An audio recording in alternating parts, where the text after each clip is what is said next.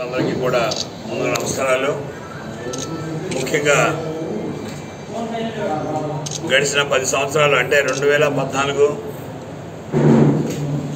ఎలక్షన్స్కి ముందు ఒక 2 నెలల ముందు నూజివీడు నియోజకవర్గానికి తెలుగుదేశం పార్టీ ఇన్ఛార్జిగా రావడం జరిగింది.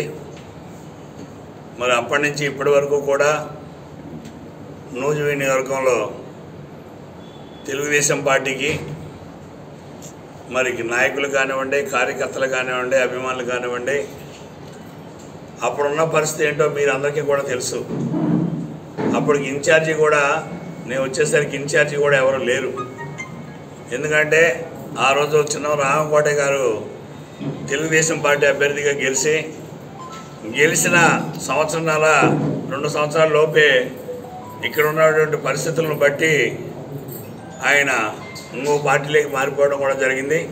అయితే అప్పటి నుంచి ఇప్పటి వరకు కూడా నేను 2014లో ఓడిపోయినప్పటి నుంచి మరి ఇదే విధంగా ఇక్కడ తెలుగుదేశం పార్టీ ఆఫీసు గతంలో ఏనాడు కూడా మరి ఇలాంటి ఆఫీసు మీరు చూసే ఉంటారు, ఎక్కడ నాకు తెలిసి లేదు.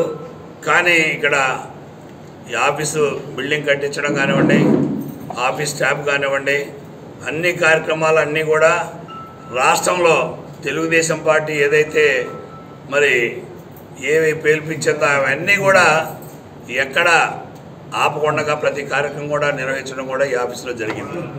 అయితే మళ్ళా 2019 వచ్చేసరికి మరి ఓడిపోయినప్పటికీ పార్టీ కార్యక్రమాలు కంటిన్యూగా 2024 ఇప్పుడు రేపు ఎలక్షన్కు అంటే ప్రిపేర్ అవుతుండగా ఈ మధ్యకాలంలో కొంతమంది మరి ఇక్కడ సీటు ఆశించి రావటం, మరి దానికి తోడుగా ఆయన ఇంతవరకు ఏమి నాకు తెలిసినంతవరకు ఇవాళ వరకు కూడా ఆయన మరి తెలుగుదేశం కండం అయితే కప్పుకోలే, ఏది అఫీషియల్గా పార్టీ అనౌన్స్ చేయలే.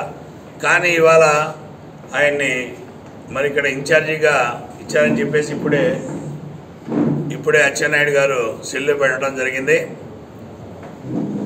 మరి ఆ పదవికి ముందుగా నేను రాజీనామా చేస్తున్నాను.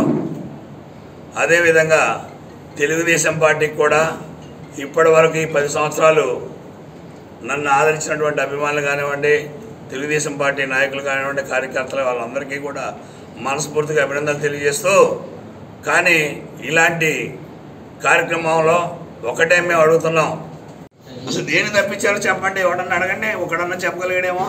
మీరు అడగండి, జిల్లా ప్రెసిడెంట్ అడిగాను, ఎందుకు తీశారు చెప్పండి, నాకేమో తీసుకురాదు అంటాడు. స్టేట్ ప్రెసిడెంట్ అడిగితే అనివార్య కారణాలు. ఏ కారణం? అనివార్య కారణాలు అంటే అనేకమైన ఉంటాయి.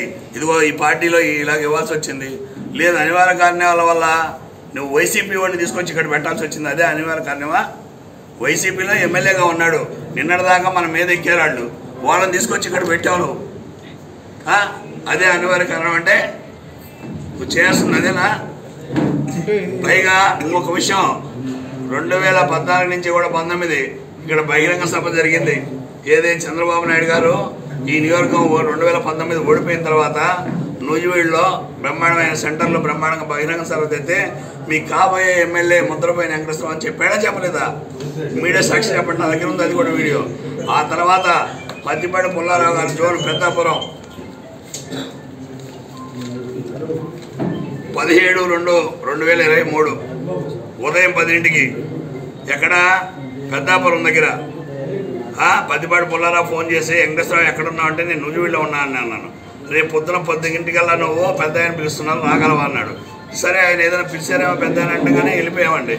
వెళ్ళిపోయిన తర్వాత బస్సులో పిలిచి నీ సీటు కన్ఫర్మ్ చేస్తున్నావు, నువ్వు జాగ్రత్తగా కవర్ చేసుకుని అందరితో కూడా బ్రహ్మాండం చేయి, నువ్వు గెలుస్తున్నావు, నీ అంతా బాగుంది అని చెప్పాడు. ఏదైతే చెబుతారో అది చేయరు. ఇప్పుడు నాకు ఉదాహరణకి నన్ను తీసేనాడు, నేను ఒక బీసీని.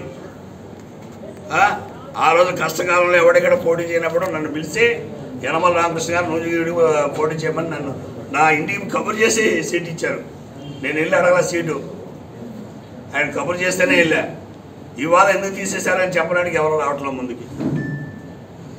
మేము కూడా ఆలోచనలో పడ్డాము. తప్పనిసరిగా అదే నేను చెప్పేది, మీకు 4-5 రోజులు క్లారిటీ వస్తుంది, గ్యారంటీగా చెప్తాం. అందులో ఏమి భయపడేది ఏముంది? ఇందులో మా భవిష్యత్తు, మా కార్యకర్తల భవిష్యత్తు, అందరినీ కూడా కంపల్సరీగా ఇందులో తీసుకోవాల్సి వచ్చినటువంటి పరిస్థితి వచ్చింది.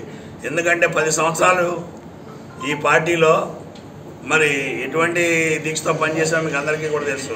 పార్టీ పూర్తిగా పోయినటువంటి పార్టీ చిన్నబంధమైంది 2014కు నేను వచ్చేసరికి. అలాంటి పార్టీని మొన్న కరోనా టైంలో కూడా ఆఫీసులు ఎవరో అందరూ మూసేశారు. స్టేట్ ఆఫీస్ కూడా తెలుగుదేశం ఆఫీస్ మూసేస్తే నూజివీడు తెలుగుదేశం ఆఫీసు ఇవాళ తెలుగుదేశంలో సీట్ల గురించి దేనికి వచ్చారు వీళ్ళు? బ్రహ్మాండంగా ఉంది. ఇవాళ మీరు సర్వేలు తెప్పించుకోండి. సర్వేలో 92% నిన్న చేసిన దాంట్లో 92% నొక్కారంటే వాళ్ళ కళ్ళు కనపడలేదా? అసలు ఏం చేశాను తప్పు అని చెప్పలేకపోయారు వీళ్ళు. చంద్రబాబు నాయుడు అడిగాను, అచ్చెన్నాయుడిని అడిగాను, యనమల రామకృష్ణ గారు, మేము నూజివీడు నియోజకవర్గంలో ఏ పని చేయలేదు, మా దానివల్ల నీకు ఏం తప్పు జరిగింది, ఎక్కడైనా సమస్య ఏదన్నా ఉందా? ఏ ఒక్క సమస్య కూడా లేదు, నువ్వు బాగా చేసావని బాబుగానే ఒప్పుకున్నాడు.